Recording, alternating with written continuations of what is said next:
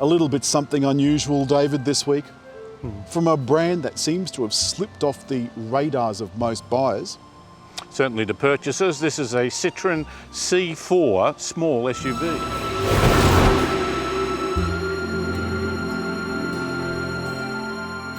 Let's have a look at the front of the car first. They've really gone to town with design. They've made this very, very complex but smooth in the same fashion. The daytime running lights, they've redesigned those because Citroën had a particularly difficult look for a while with a two-part headlight. This they've made look a little bit better. I really like this complex LED arrangement. I think this looks absolutely sexy. It's only got a very small engine, a 1.2 litre 3-cylinder and 8-speed automatic. It's very, very smooth. We'll talk about that when we're out on the road. Now, to help people buy these cars, they've just come up with something new. Did you know that? No. What, a car? A new car? No. Well, this is a new car, but no, that's not what it is. They'll buy this car back off you at the end of your finance period. So, of course, to meet those criteria, it's got to have no more than a certain amount of kilometres, can't have been crashed, and so on and so forth. So you do have to look after it. But what they're trying to do is to widen the appeal.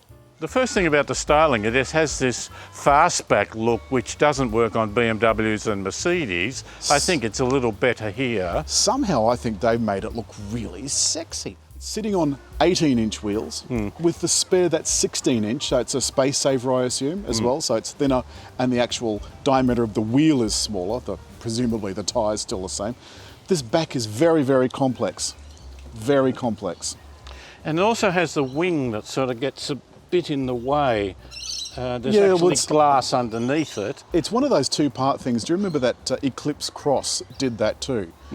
It looked ugly, whereas this actually looks really handsome. I also like that the chevron is not all chrome. It's got this little, looks like it's been enamelled. I think that looks really smart. The boot is okay. It's not bad for a car this size, but of course the window cuts down into it quite a way. You can see that there's a very sloping roof. So really this is just a normal hatchback. A small SUV, but I tell you what, there's a bit of room. It's really nice inside. And that's reasonable space with a map thing, a USB and some vents. No controls there, but that's okay. You can still control the airflow. A bit of roof lines, you've got to duck your head a bit. Space here, as we found in the back, not really good. Manual sunroof cover. Yes. Centre console, we've got this odd push button thing for the transmission.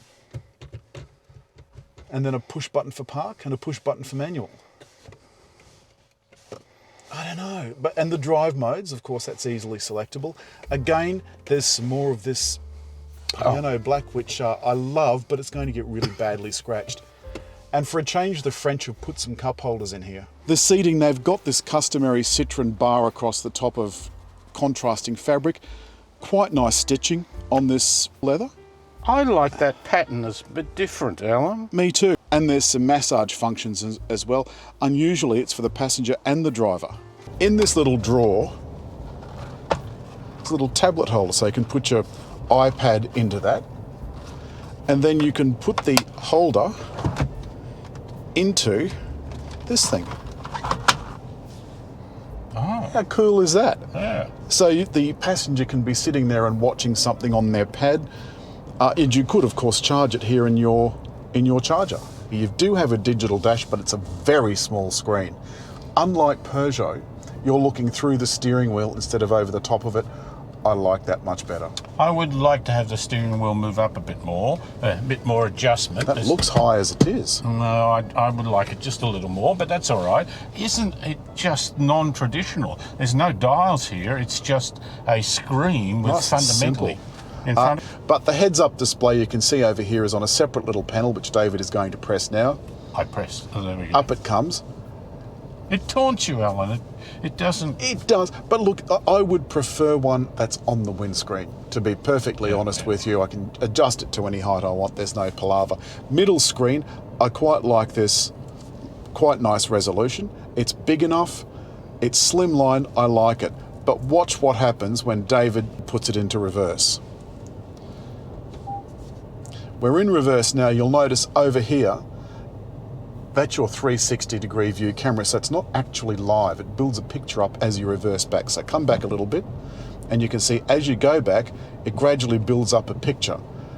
And I think that's a little bit lazy, if I'm being honest with you. Yes, I find that a little... All Citroens and Peugeots do it. It irritates me. Yeah. 9 inches there, I think that's enough for you, isn't it, Alan? Well, I prefer 12. Yeah. I prefer 12. I think 12 inches is a nice round number. 9 I find just a little bit too small. But it's better than 8. Indeed. The 8s I think are a little too small. So let's head ORF. One point, Alan. I have an electric seat that will take me up and down and adjust the squab. Mine's manual. But it won't take me back and forward. I've got to do the old put my thing under here. And yeah, it's like sort of going right up to the hurdle and then not bothering to jump over. Jesus, Nicky. Got a bit of a tyre chirp up there.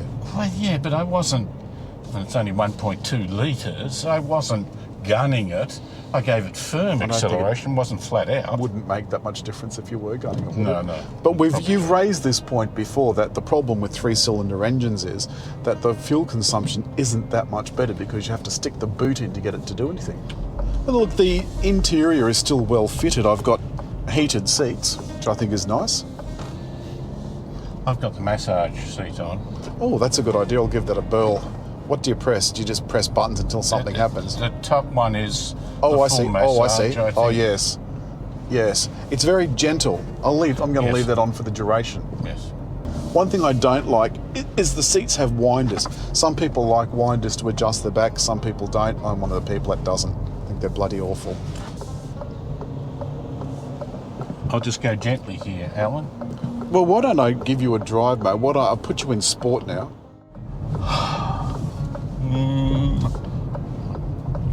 I'm calm. Yeah, you're very zen.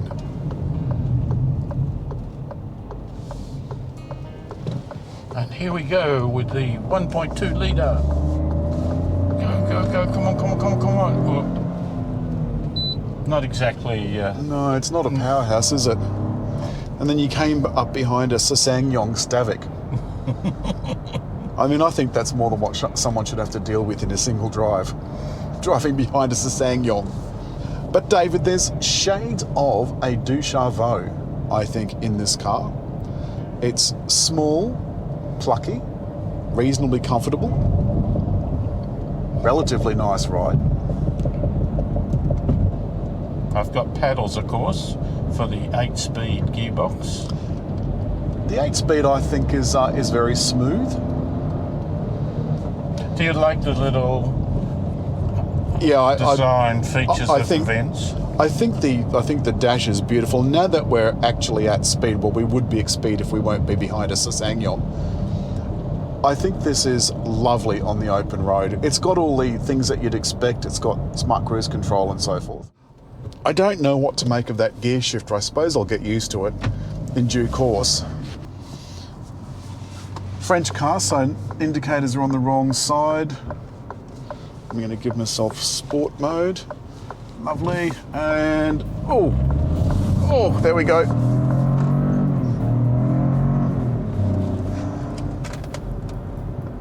You know, I'm going to have to eat my words about that bar with the glass at the back. I think without that glass, you'd have almost no rear vision. With it, I've got, you don't really notice the bar across the middle. I like the steering position on this a lot. Yes. Yeah. So to wrap it up, I really, really like the way this rides. I thought originally that it was a little bit too firm, but once we're out on the highway, it was really lovely. The steering is nice and light. It's a little bit, there's no road feel, but then, you know, you don't have to have road feel. The handling, David? Good, yeah. I think it's typical Citroën handling. It's firm but fair.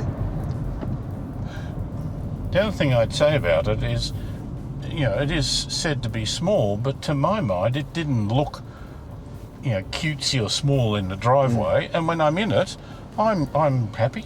I think it feels really lovely, and I tell you the other thing, I feel very comfortable position-wise. I reckon I could go for a very long drive on this. It is very stylish. The question is, will the punters buy one? No. I don't know. I don't know. It's got a good long warranty, longish, 5 years, unlimited kilometres. But for some reason, I think people will stay away in droves, and I think it'll be to their detriment.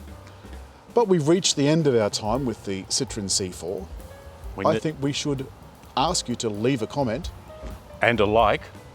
Just hit over here to subscribe.